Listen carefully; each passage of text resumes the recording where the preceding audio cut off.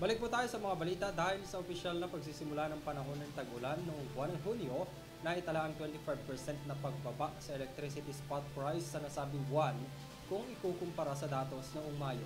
Ang kabuang detalye sa balita ni Mia Layagi.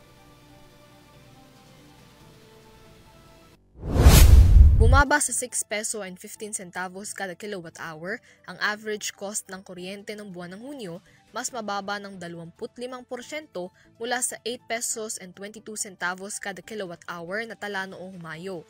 Sa Electricity Spot Market Report ng Independent Electricity Market Operator of the Philippines, nagkaroon ng pagbaba sa market price ng kuryente noong nakalipas na buwan dahil na rin sa naging bawas sa demand para rito.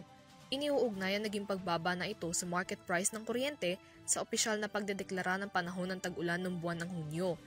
Dahil sa madalas na pag-ulan, nabawasan ang pangangailangan gumamit ng kuryente na panangga sa matinding init noong summer season, dahilan para pumatak na lamang sa 14,710 megawatts ang spot market demand para rito, 6.2% na mas mababa kung ikukumpara sa nasa mahigit 15,000 megawatts noong Mayo.